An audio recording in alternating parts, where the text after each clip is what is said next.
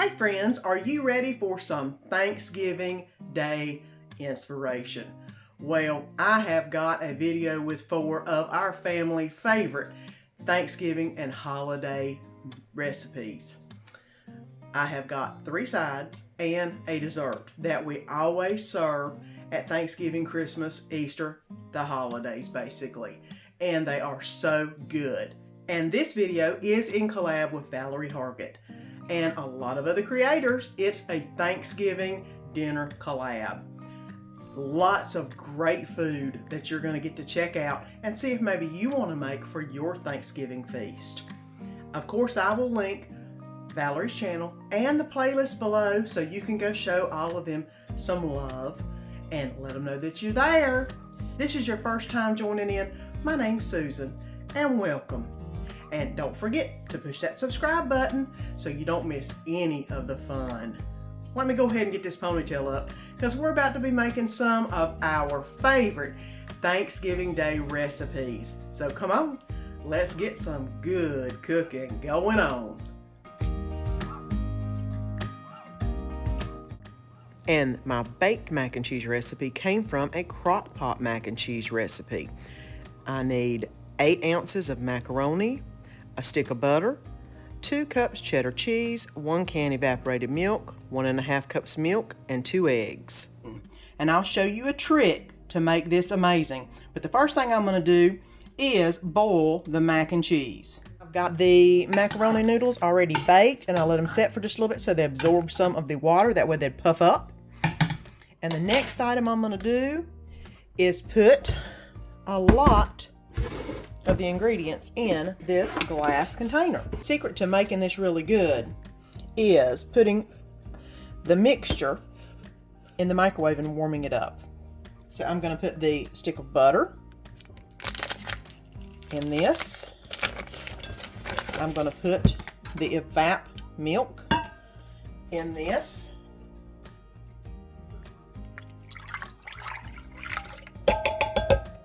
I'm going to put the packet of cheese that came with the mac and cheese in this.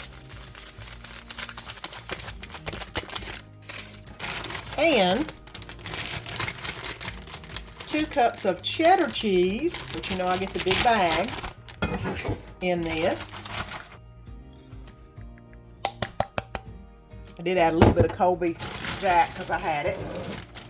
Now I need to get the 2 eggs to add to this and the regular milk. And that was 2 eggs that were beaten.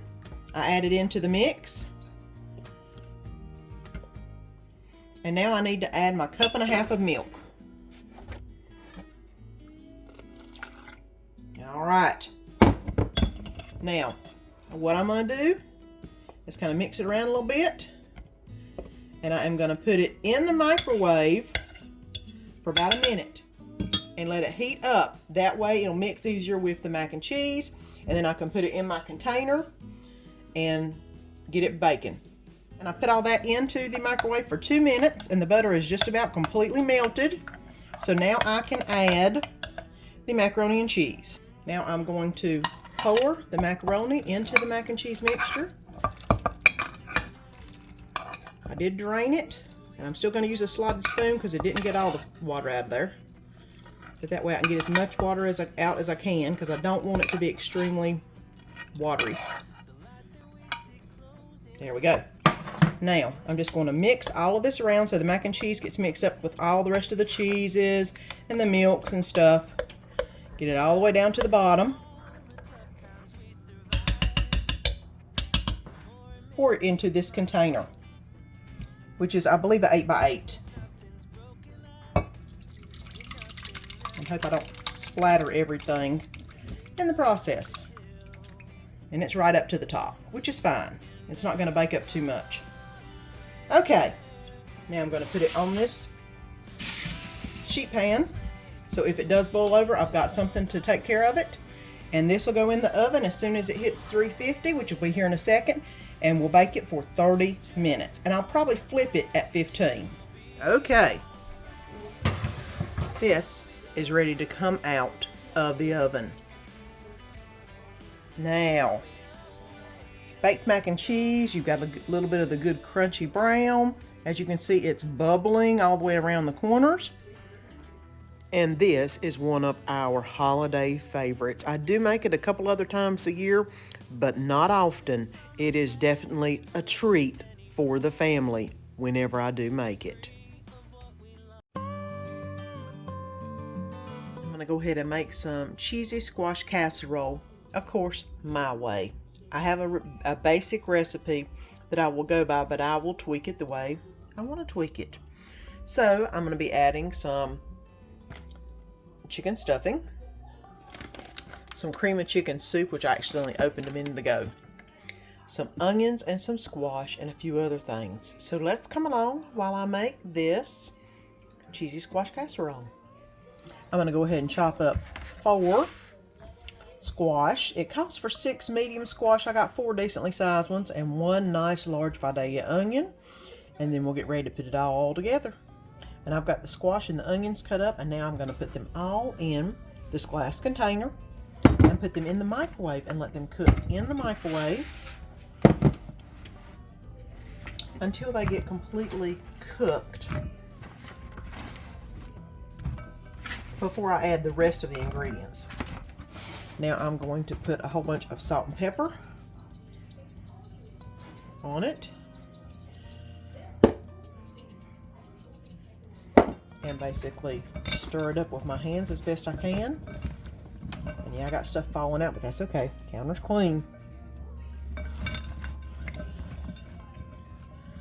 We'll do another load of salt and pepper.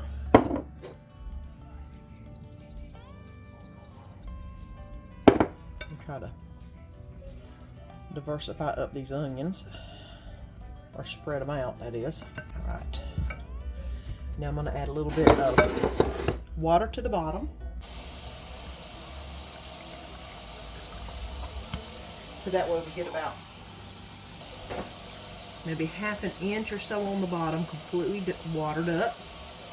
I do 4 tablespoons of butter, and I put them at what I call north, south, east, and west. That way that all of the squash will have a little bit of butter on it. And then it's time to put the lid on. And I'm going to put it in the microwave for 8 minutes to begin, and then I'll stir it and do it another 8 and another 8. And then it'll be time to add the rest of the ingredients and make the squash casserole. And I have actually cooked the squash and the onions in the microwave 3 times now on 8 minutes. I'm going to go ahead and add them into my container to add the rest of the ingredients. See how nicely cooked those are? All right, I'm going to add a half cup of sour cream, which I'm using Daisy sour cream. Just going to use the rest of it that I've got in my container. Put in a can of cream of chicken soup.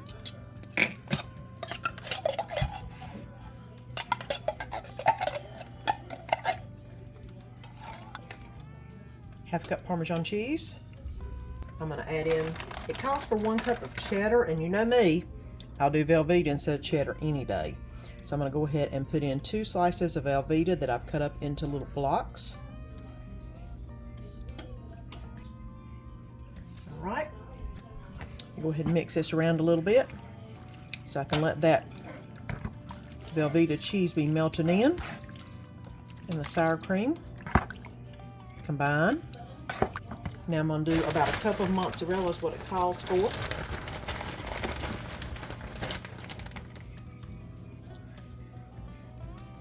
Okay.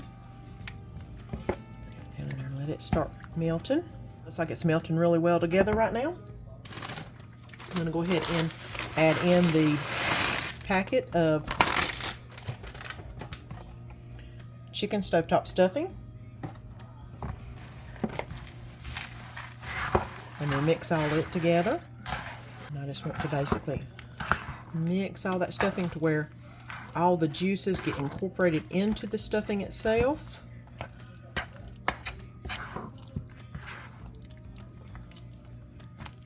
Now, that is ready to put in the container.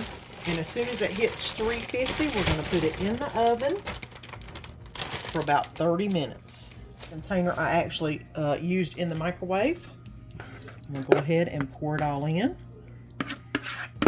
See, it fits nicely. Get all the ingredients in and mush it down.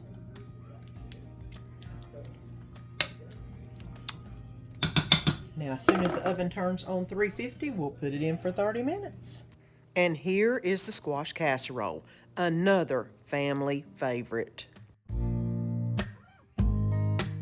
And before we even begin with the dressing, I'm going to go ahead and set the oven to bake at 350. That way it'll be heating up because this part won't take long. Okay, this is my handmade dressing, or the handmade recipe. You want 1 bag of cornbread stuffing, and this is the 12-ounce bag. We're going to do 4 tablespoons of butter, and y'all know I use salted butter. We're going to use 1 egg beaten, 1 chicken bouillon cube, 1 3/4 cup of water, 1/4 a cup of chopped onions, 1 stalk of celery chopped. We're going to need some ground sage and some ground thyme. And we're first going to start with melting the butter and putting the onions, the garlic, the sage, the thyme, and the chicken bouillon in to sweat the onions down. So let's go ahead and get started with that. I've got the pan nice and hot. Now I'm going to go ahead and put the butter in to let it be melting.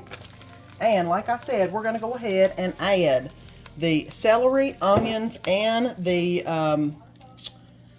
chicken bouillon into this. Let me go ahead and get this melted down. Now, I'm going to go ahead and add the celery in, add the onion in, and let that be sweating down.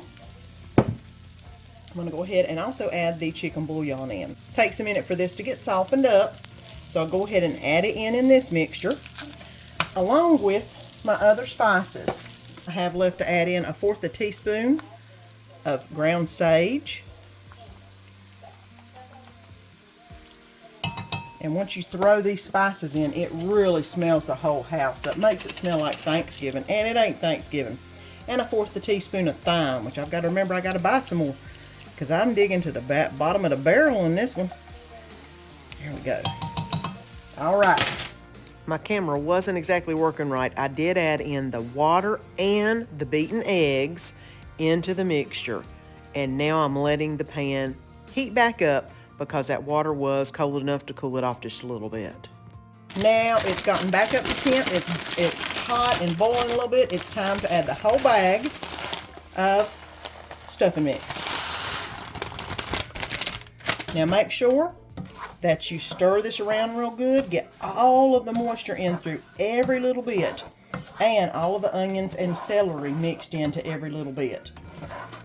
And I'm making a mess, but that's okay, because you definitely want this to be extremely moist, and the only way you can get it done that way is to make sure that every dry piece of the dressing has some of that moisture in it. So I basically fold it from top to bottom. That way I get all of the onion and all of the celery mixed into every little part of the dressing itself.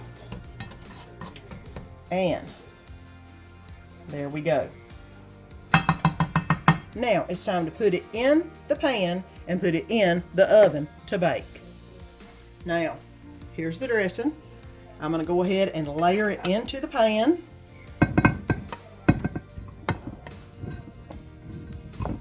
All right. Now I'm going to basically press it down.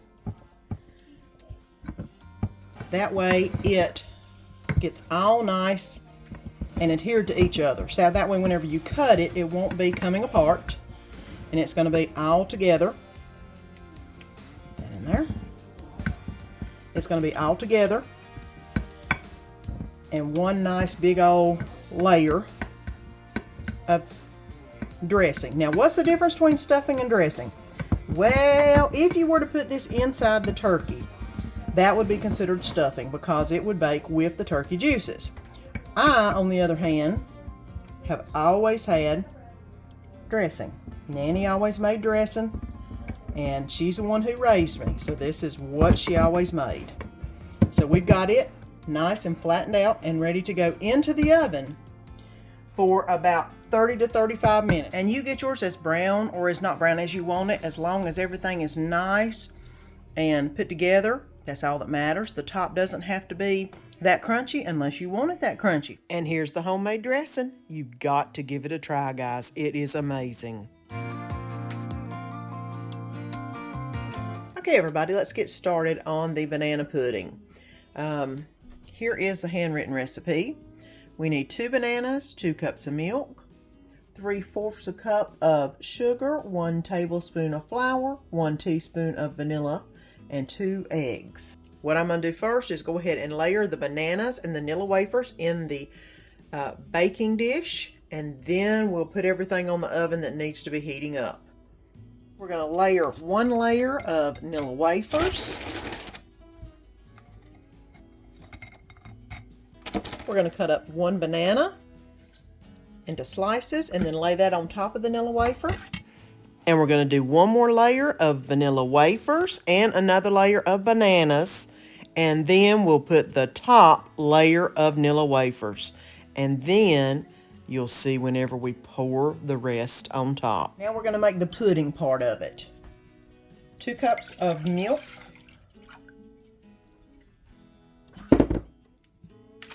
1 teaspoon of vanilla or imitation vanilla extract. 1 tablespoon of self-rising flour. Help thicken it up. 2 eggs beaten.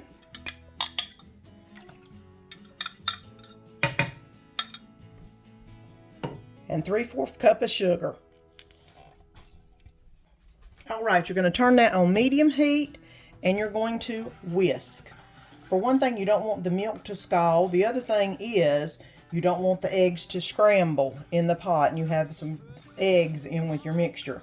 So you need to make sure that you've got it on medium heat, and you just have to sit here and whisk until it gets thick. And I will show you when that happens because it's going to take a little while. Okay, I've switched over to a large spoon. I don't know if you can see it, but it's not thick enough yet. Whenever it's thick enough is whenever you do this with the spoon and you lift it up and there is stuff stuck to the bottom of the spoon. That's when you know it is time to pour over the banana pudding. Okay. I don't know if you can tell, but there's some sticking to the spoon. See that? And it's gotten thicker. It's setting around the sides, but mainly that bit stuck to the spoon down there tells me that it is time that we can pour it over the banana pudding because it has gotten thick. Look at that. So, now let's pour it over the bananas. Okay. For some reason I didn't record me pouring it over the bananas, but you want to pour it over all of the cookies and every bit. Try not to leave any parts not covered. You want to let it sit for just a little bit and cool off, and then put it in the refrigerator overnight. So tomorrow this will be a great dessert to eat. So let's put it in the fridge once it cools off a little bit, and then it'll be ready to eat tomorrow. And this recipe is my mother-in-law Hazel's, and it is so good. And this is what we call Hauser banana pudding. Well, friends, I hope you enjoyed this video. And if you haven't already subscribed, press that button down below and subscribe so you don't miss any of the fun. And let our family be a part of your family.